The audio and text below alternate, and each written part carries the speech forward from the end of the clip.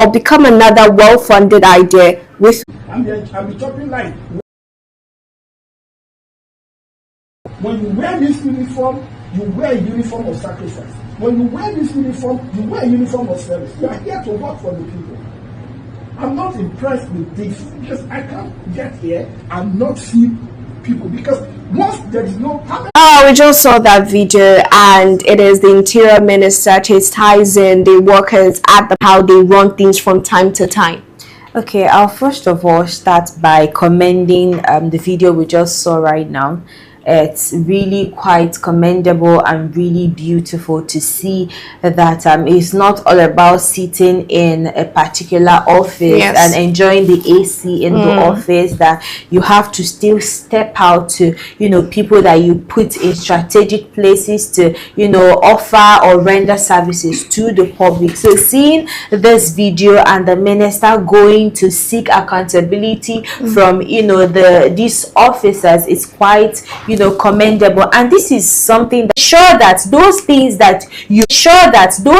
that you created, those policies that you created, that those people are actually enforcing it. And you could see how the people that he went to interrogate, you could see how they were, you know, manhandling the office. And it's really, really sad that some people are treated as VIPs when according to the law everybody is equal. So you're not supposed to be giving a preferential treatment to some certain people because they've not attained a certain height. So we look forward to seeing more, you know, observations from all these, you know, key holders. Kudos to what. Kudos indeed to the Interior Minister. Now to you, Mr. Daniel Sacramento, do you think, honestly speaking, you should take a minister's visit, you know, and try to reframe people's mind whenever you know that the ministers can walk into your office at any point in time? Then you have every obligation to do the right thing at the right time. The minister have done well by moving to the passport office in Gwarimpa, where he saw the kind of I thought that was Gwagwalada. I beg your pardon, Gwagwalada. Was able to see how the immigration officers are, you know, the way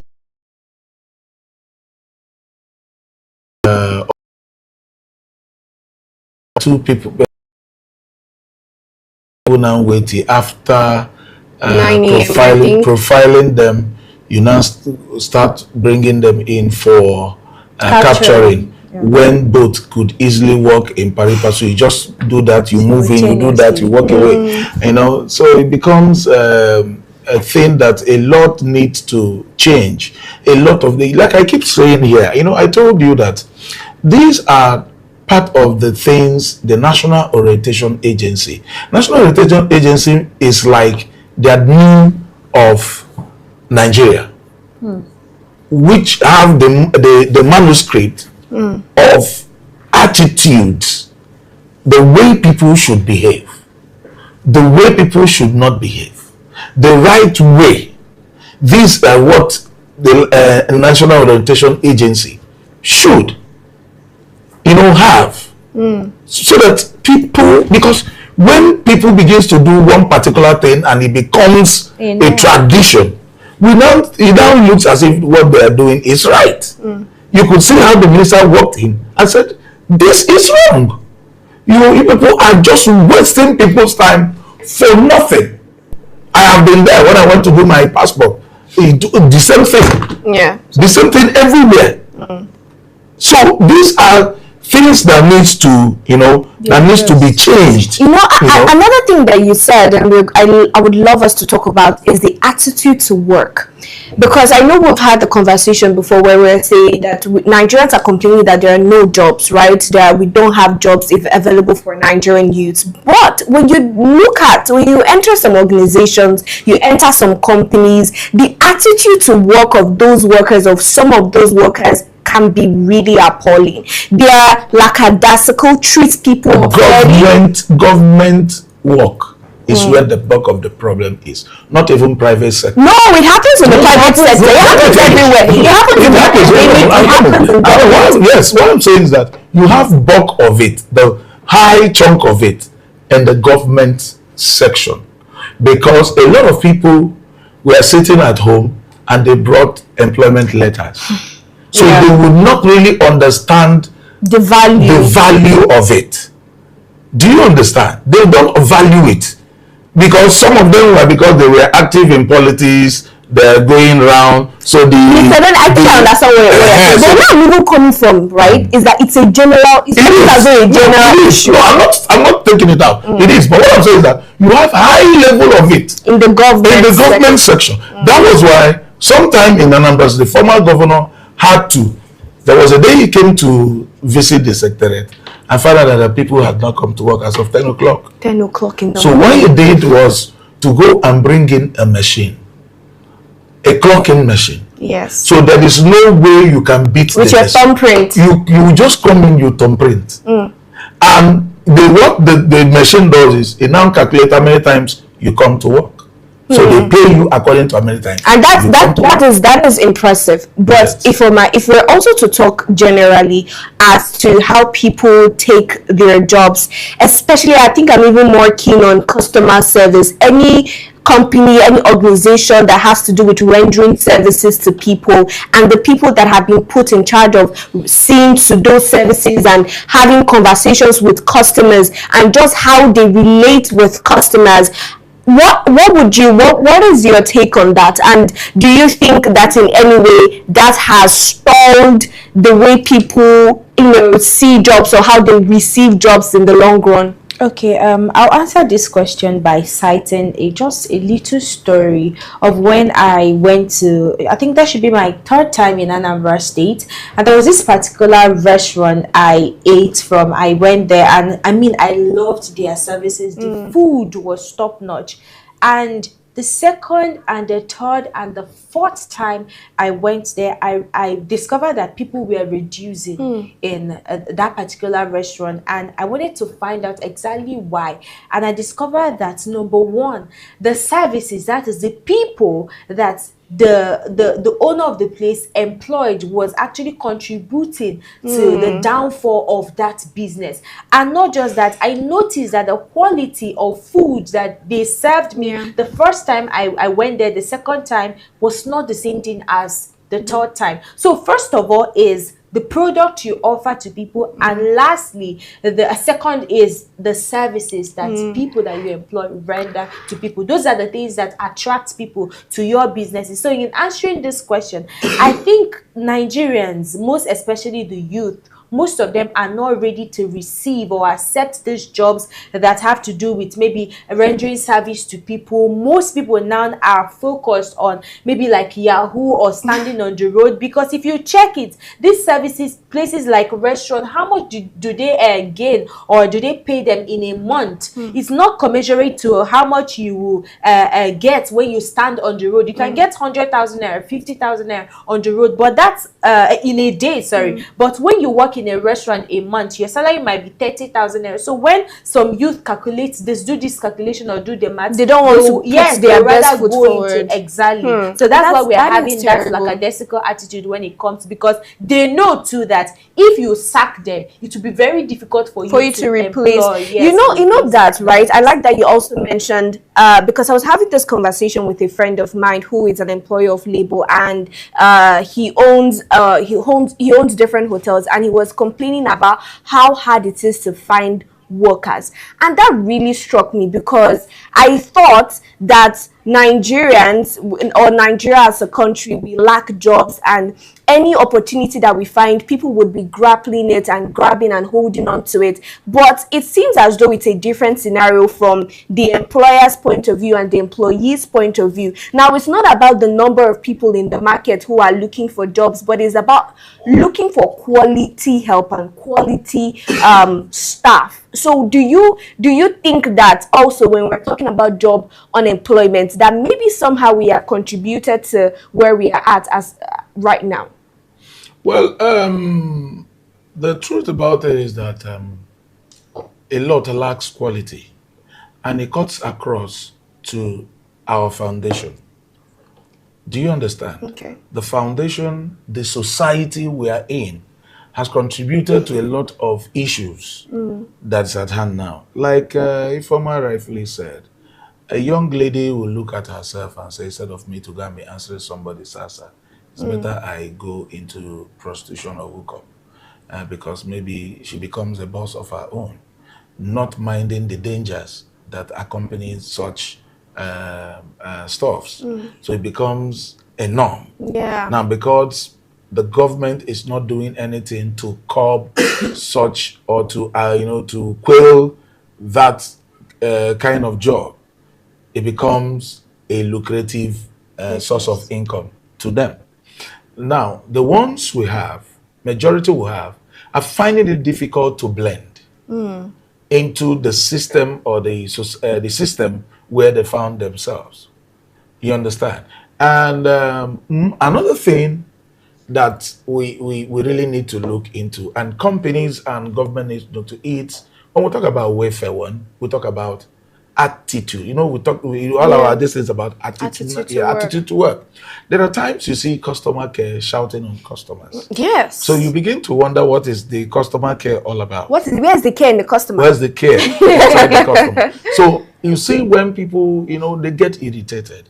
Now, most of the times, it is things that you need to look into.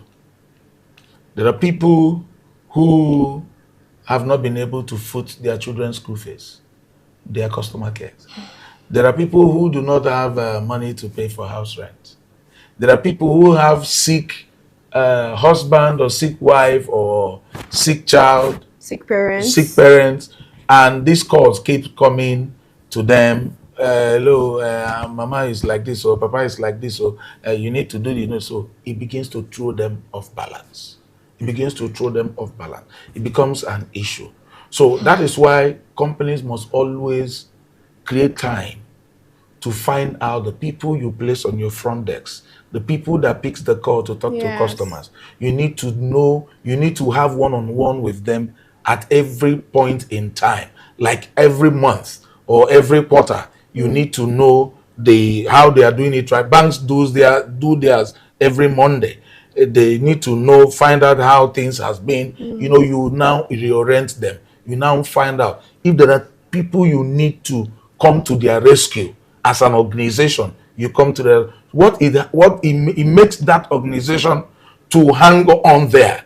But when you don't care about how your customers feel, like you rightfully said, quality goes with welfare.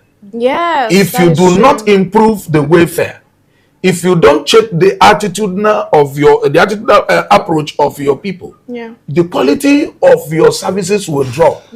People will leave your organization, and the organization will crumble. So there is a lot. Even the management level, the young level as well. You need to everybody, because it's a chain reaction. You need to carry everybody along. The organization must find out time once in a while. All your staff, you have picnic together, you have that bonding that changes the mindset of people.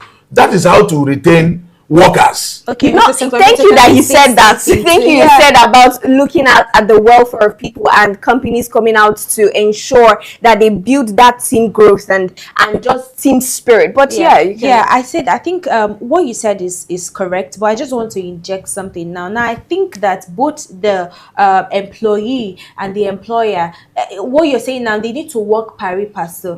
Now what I'm trying to say in essence, in as much as we want to guarantee or see that employers guarantee the welfare of the employee on the other end still need to ensure that there is boundary. They draw a boundary between home and the office. That's what I'm trying to say. That's where it comes in.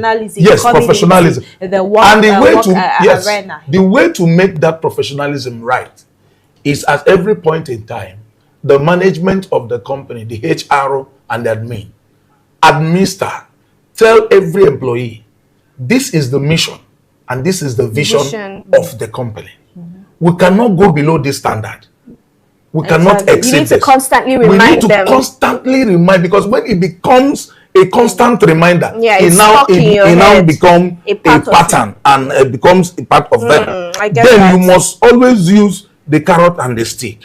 Because there are people in every 12, you must have the Judas, Of course. you must have, so there are people course. who always allow their emotions, they will allow family issues to override them. This is why when you come to school, we have big graduates. Like I said here yesterday, schools, management do not care about students. You only care about the money, the fees they want to collect. So most of the times they don't have grip over the students. They do not have. So the student just, in the name of university, they come in there and do as they like and they leave. I like we're talking about guidance students and counselors in school. Guidance and counselors. That's Yes. really okay. Let me tell you. It has Let been me tell you my one own of the personal past. experience. Guidance and counselor that only come to schools on maybe Tuesdays or Thursdays. Wednesdays, and that's it. Because they feel like they are not teaching, they are not lecturing, they really have they don't think they have any job to do. So that is like a side hustle for them. They don't come to school as often. From my personal experience, so if you want to see your guidance counselor, you have to book an appointment to make sure that. But that's not how it was. That's not Those supposed to days be. while we were in school, they have an office in the school. Exactly. The guidance and counselor, they have a full department For each of them. department, Yes, they yes. have theirs. That if you have issues, you go to them. Parents can, even when the child is misbehaving, parents can easily call them. No, this to one you tell are them, looking. no. You'll be running after your guidance You know, and counselor. Your guidance a lot counselor of things up are and said. down. But the truth about it is that what the Honorable Minister has done is No, good. it's truly Not only in remarkable. Abuja, he should also, take more steps by traveling around the 36 Federation to find out how the Things are immigration being officers done. are working You know- and the way they dish out the passport and the other activity ministers operations. also should emulate that. Not staying in the and office not at the point in just time. the Minister for Interior. But you mentioned something about students, and that is really our last story, and I would like us to quickly dive into that. It is the Nel Fund MD Akintunde Sawyer coming out to say that they've given over 174 billion naira to 800,000 students. My question is, can they provide us an accurate data of the 800,000 students that they have disbursed 174 billion naira to? This is what you call lies from the pit of hell. Just like what you just said right now, we need data. We need maybe not up to, because I saw comments where somebody was saying that we need up to 1,000 students to come out and testify. We don't need up to 1,000 students to testify that they received this loan, but we need just 20 people to come out and say, this is the transaction details, this is how I got to borrow, this is the processes, and I was among those beneficiaries, or those people that we are giving the loans. Yes. These people are more like they are the government, and they are equally the students at the same time. How do you lie as a government official and you still take the position of a student and still lie to as a student? They really, like I said yesterday, take Nigerians for a fool. We really need to see those students. We need The they need people to that were publish those students. beneficiaries. And then again, I was actually asking myself when I read the story. Now, these students, let's say for example, these students truly borrowed from school or the institution.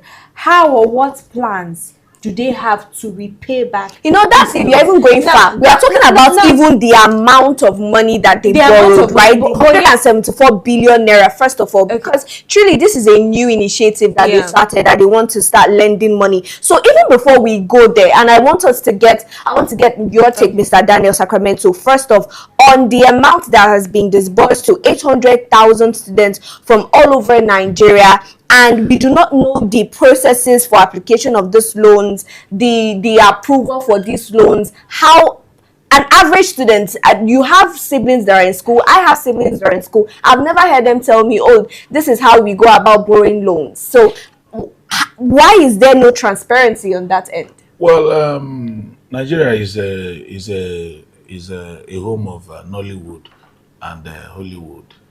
Most of the times the government just wake up and do. Presently, this administration, they do a lot of things that is always questionable.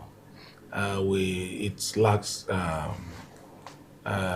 People will always question the transparency behind the whole grant. Federal government says it's grant. I'm now hearing loan. Now it's quite funny. Now the loans, they don't give it directly to the students. You apply for the loan, you tell them the school, they pay the school.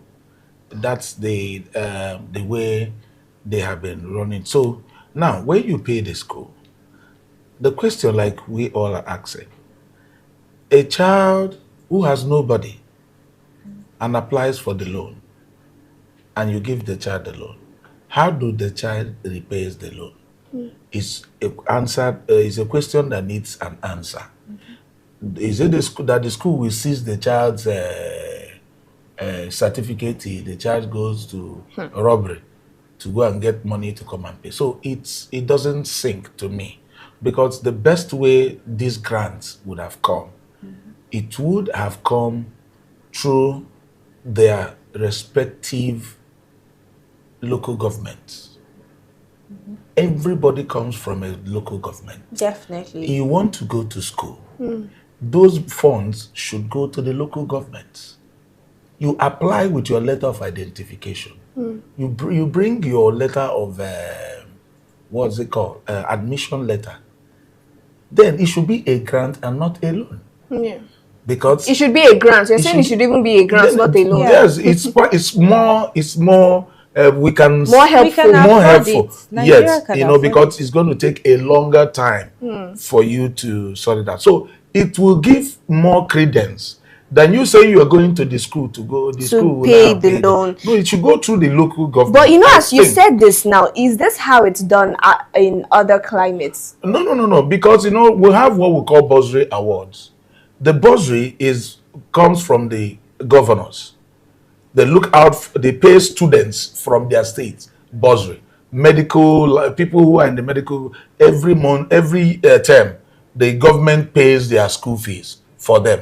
We have that one. You understand? I'm talking about student loans now. Yes, in student loan, I don't know how Nigerians are coming up there. Now in abroad, even in abroad, the way they normally do it is that if they give you that loan, they know you are working for you to repay the loan. Yeah. You must have something doing. Yeah. You understand? Some of them, the schools where they are studying, employs them. Maybe in the library to clean, to do one or two things. The schools employ them. So why they give them that loan? They pay them salaries. They use that salary to foot the bills. Okay, so that's how in abroad I know they do theirs. But this one, people are not working, and you say you are giving them loan. How are they going to repay the loan? Okay, let me just add something quite quickly to what Mr. Sacramento said, but I will digress a bit.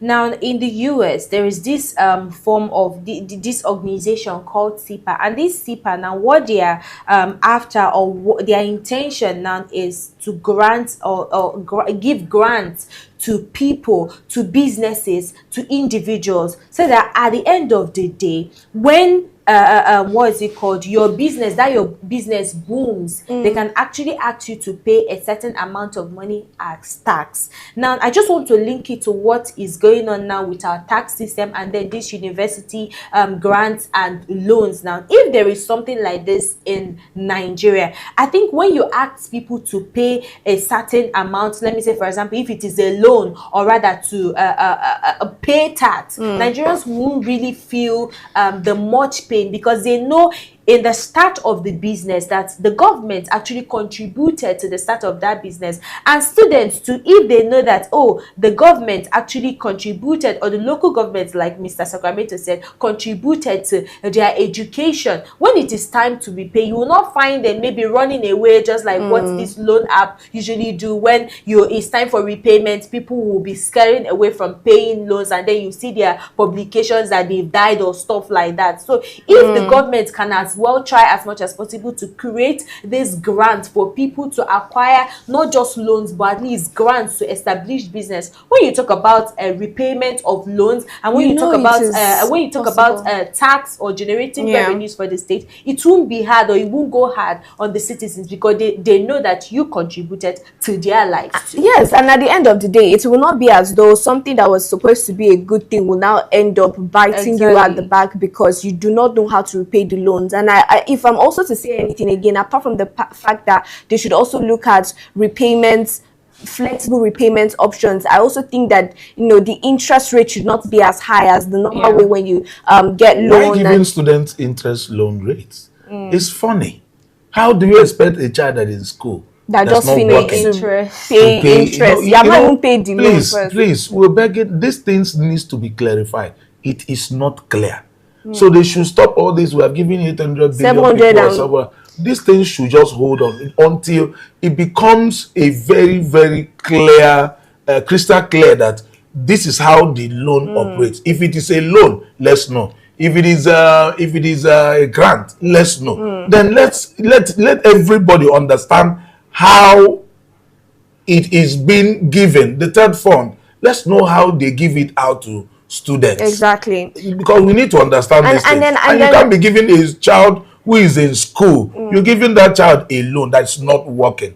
It doesn't make sense. You know, and apart from this, you said something about clarity, and even as we round off, is the fact that even with our taxes, that clarity is not there. People are very confused as to how they are going about taxes, and I know that is why the rollout of the new tax laws have been suspended. So even for this one as well, I think there should be a review. The interest rates, or if there are interest rates or anything like that, it should be taken down so that it would completely be a good thing and not something that would bite the students later in the future. But we have to call it a wrap right here on the conversation on Morning Pulse. Thank you, Mr. Daniel Sacramento and Ifomaoji, for joining us on the conversation this morning. If you're watching for the first time, this is Morning Pulse and Active Citizens. We do this Mondays through Fridays, and the comment section is yours. Do feel free to share your thoughts in the comment section and subscribe to our YouTube channel, and please follow us across all socials at Active Citizens. You can find me as well across all socials at Sharon Enemchuku. And Jerifoma, you can find me on Facebook at Oji Sophia and on Instagram at Missolex. And for Mr. Daniel, he'll always be in the studio. Till we come your way later today, do have a good morning.